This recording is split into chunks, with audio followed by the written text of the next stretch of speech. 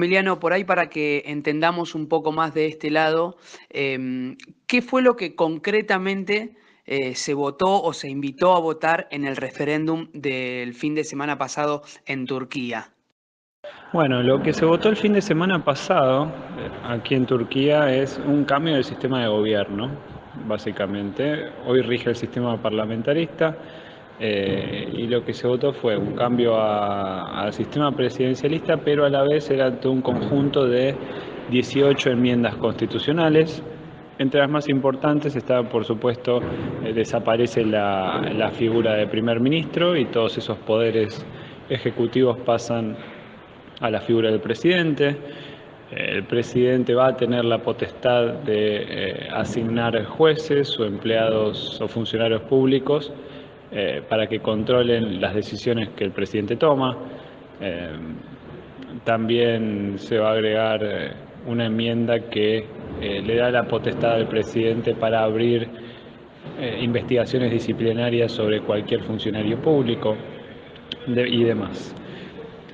Esto, por supuesto, para los mayores detractores de Erdogan significa pérdida de democracia, básicamente, y un cambio a un sistema totalmente autoritario, porque amenaza a la división de poderes, es decir, esta independencia que debería tener tanto el poder legislativo como el judicial.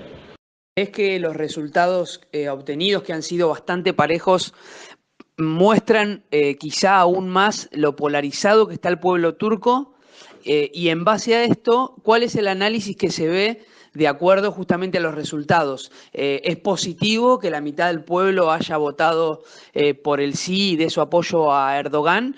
¿O lo ve como algo negativo que justamente la otra mitad esté reclamando o esté en contra de las medidas tomadas por el hasta ahora presidente de Turquía? En cuanto a la polarización de la sociedad turca, esto ya existe, lamentablemente hace varios años que está muy polarizada la sociedad y por supuesto la votación del fin de semana pasado no hizo más que extrapolar y profundizar esos sentimientos que tiene la gente, es decir, eh, a quienes apoyan a Erdogan salieron con toda la efervescencia a apoyarlo y los mayores detractores están cada vez más descontentos.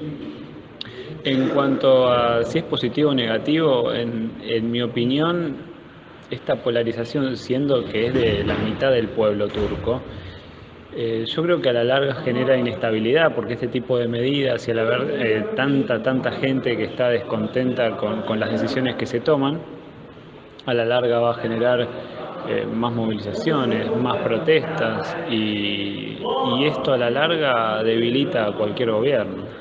Lógicamente, este resultado cambia el escenario de Turquía para el resto del mundo, pero principalmente, ¿qué se espera en cuanto a la relación con la Unión Europea, que ya venía tensa, que recordemos venía con un pedido hace unos años de Turquía de formar parte de la misma? ¿Cómo crees que serán ahora las negociaciones o la relación que tendrá justamente Turquía con la Unión Europea? Con respecto a la Unión Europea, las relaciones van a seguir estando, pero van a seguir siendo tensas como hasta ahora. Eh, la votación del fin de semana pasado no es que complica el ingreso de Turquía a la Unión Europea, porque eso ya se sabía que no iba a pasar. De hecho, la Unión Europea nunca quiso que Turquía forme parte de la misma, ¿no? Esto cuando arrancaron las negociaciones para ingresar, también había otros países. Se me ocurre el ejemplo de Croacia ahora, que también comenzó y finalmente en 2013 pasó a ser miembro de la Unión Europea y Turquía seguía en veremos. Y eso acá lo sabían, digamos, el gobierno turco sabía que eso no iba a suceder y bueno, la aprobación de estas reformas no hicieron más que confirmar. Ahora menos que menos la Unión Europea tiene una excusa más fuerte, si se quiere, para negarle el ingreso. Pero de todas maneras se necesita, tanto la Unión Europea como Turquía se necesitan mutuamente por cuestiones comerciales, está también la crisis de refugiados en el medio, hay que ver qué pasa con las negociaciones de la guerra en Siria, es decir, las relaciones van a seguir estando, son necesarias, pero como hasta el momento, ¿no? Por supuesto con cierta tensión por todo lo que ha sucedido.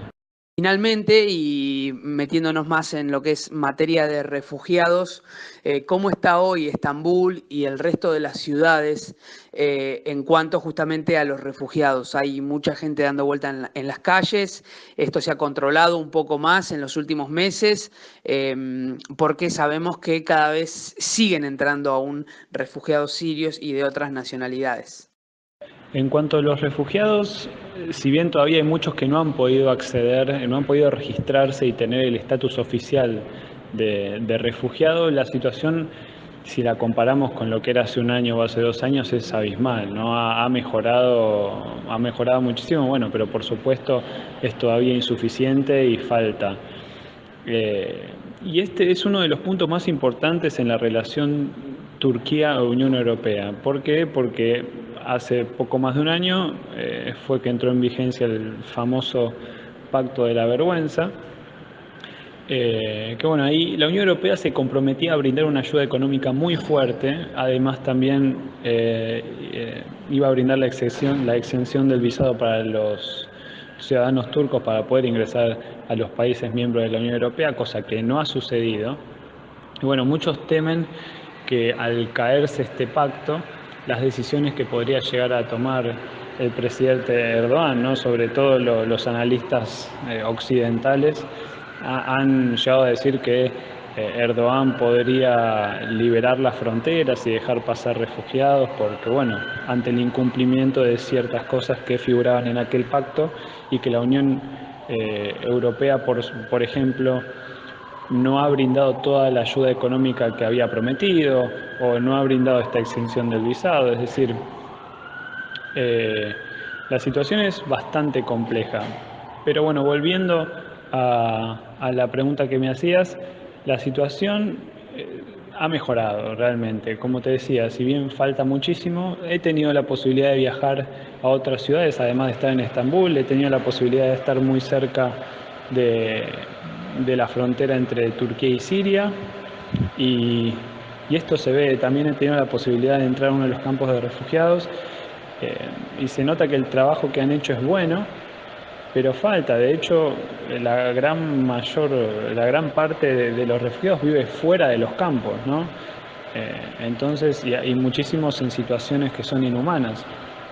Entonces, bueno, se necesita todavía muchísimo más trabajo y al final, si este pacto no se cumple, los que terminan sufriendo y los que terminan padeciendo las consecuencias de la peor manera son finalmente los refugiados, ¿no?